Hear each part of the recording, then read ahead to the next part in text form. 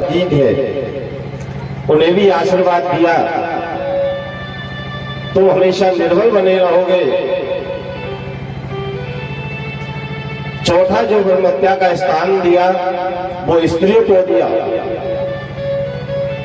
जो माताएं रजस्वला होती है वो ब्रह्महत्या का प्रतीक है। कहा महाराज जिसे हम ग्रहण तो कर लेंगे इसके बदले हमें क्या मिलेगा? भगवान ने आशीर्वाद दिया तुम्हें गर्भ धारण करने की शक्ति प्रदान होगी। सुखदेव मुनि वर्णन कर रहे हैं इस प्रकार से इंद्र का धर्म साप से विमोचन हुआ। राजा परीक्षित ने कहा महाराज आपने तो कहा कि भगवान समदर्शी है, पर अब तक जितनी भी आपने कथा सुनाई वो सिर्फ देवताओं के लिए सुनाई कि भगवान का अगर कोई भक्त हुआ तो उसका उद्धार हुआ। भगवान अगर समदर्शी है, आपने अब तक ये नहीं सुनाया कि भगवान ने कभी देवताओं पर भी कृपा की। सुखदेव मुनि वर्णन कर रहे हैं राजन, भगवान तो समदर्शी है। भगवान कभी ये नहीं देखते कि ये दुष्ट है, ये पापी है। जो उसकी शरण में चले जाता है परमात्मा उसका उद्धार कर देते हैं। मैंने पहले भी आपको सुनाया था कि दीदी के 2 पुत्र हुए थे, एक हिरण्याक्ष और एक हिरण्यकश्यप। बड़ा अवतार धारण करके हिरण्याक्ष का उद्धार किया।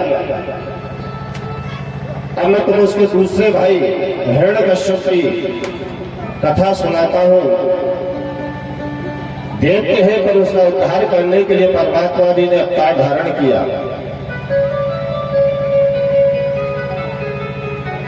सुखदेव मुनि वर्णन कर रहे हैं राजन, आप रुदन क्यों कर रहे हो? हमारा भाई कोई मारा नहीं गया है, वो तो वीर गति को प्राप्त हुआ है और अपने राज्य में आके चारों तरफ ऐलान कर दिया कि आज के बाद में कोई विष्णु की पूजा नहीं करेगा। जितने भी संत महात्मा हैं जो भगवान का भजन करते हैं, जो भी मिल जाए उसे बांट दो, सबको जेल में डाल दो, क्योंकि ये भगत भगवान का जब भजन करते हैं तो उसे शक्ति प्रदान होती है और जब उसे शक्ति प्रदान होती है तो उसे हरा नहीं सकते। सुखदेव मुनि वर्णन कर रहे हैं चारों तरफ हाहाकार मच गया। भगवान के जितने भी मंदिर थे सब में ताले लगा दिए, संत महात्माओं को जेल में डाल दिया। कुछ संत महात्माएं कंदराओं में छुप गए, छुप छुप के भजन करते थे। कहीं ऐसा ना हो कि हिरण्यकश्यप के सैनिक हमें देख ले, हमें मार दे। हिरण्यकश्यप के मन में विचार आया, मैं भगवान का भजन करूंगा, क्योंकि भगवान किसके अधीन है? भगवान मंत्रों के अधीन है, देवता मंत्रों के अधीन होते हैं कि देवाधीना जगत सर्वा मंत्राधीनांच देवता ता मंत्रा ब्राह्मणाधीना तस्मात् ब्राह्मण देवता। देवाधीना जगत सर्वा, ये संसार देवताओं के अधीन है। इंद्र की इच्छा हुई बरसात हो गई, पवन देव की इच्छा हुई हवा चल गई। अगर हम चाहे कि बरसात हो जाए, नहीं हो सकती। हमें चाहे इस समय गर्मी पड़ जाए, नहीं पड़ सकती। ये सब देवताओं के अधीन है। किसी सज्जन ने पूछा महाराज अब तो देवता इस संसार में आतंक मचा देंगे, ये भी तो किसी के अधीन होंगे? कि देवाधीना जगत सर्वा मंत्राधीनांच देवता, ये देवता मंत्राओं के अधीन है। जिस देवताओं के लिए नारायण नारायण नारायण लक्ष्मण नारायण नारायण नारायण लक्ष्मण नारायण नारायण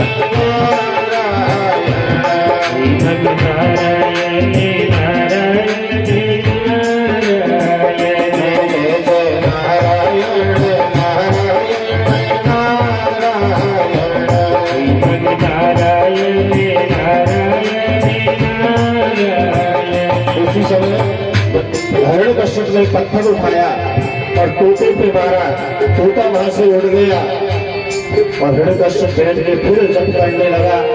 तोता वापस उस डाली पे आके बैठ गया और फिर भजन करने लग गया। तो जय जय नारायण नारायण जय जय नारायण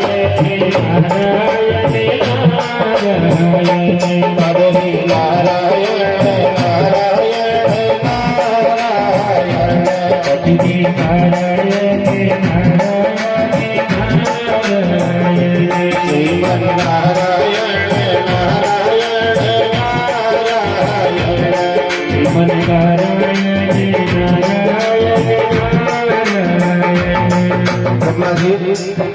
भगवान का भजन कर रहे हैं। हिरण्यकश्यप ने फिर उठाया, फिर मारा, फिर तोता उठ के भग गया, फिर जप करने लगा। फिर ब्रह्मा जी वापस आ गए और फिर गाने लगे, अरे जय जय नारायण नारायण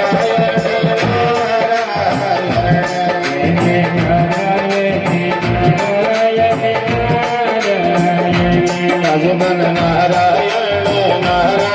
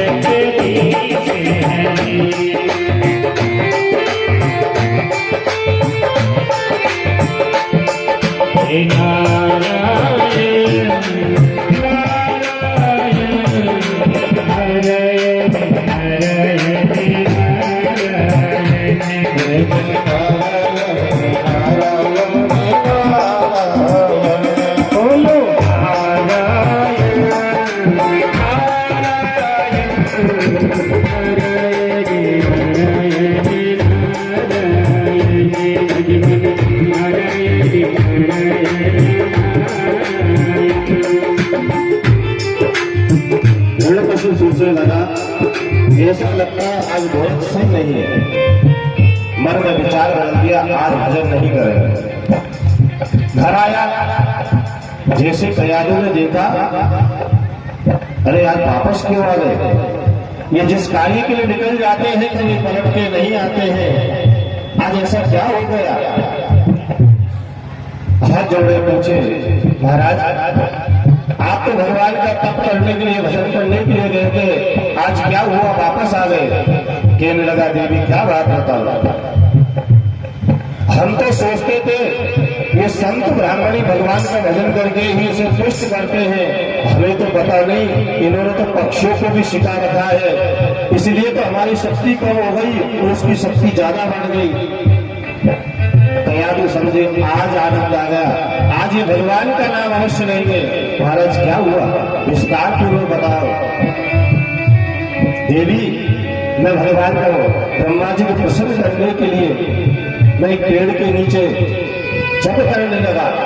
मैंने जैसे ही जप प्रारंभ किया वह एक तोता आ गया और मैं तो कहता हूँ ब्रह्म देवाय नमः, पर वो गा रहा है श्रीमन नारायण नारायण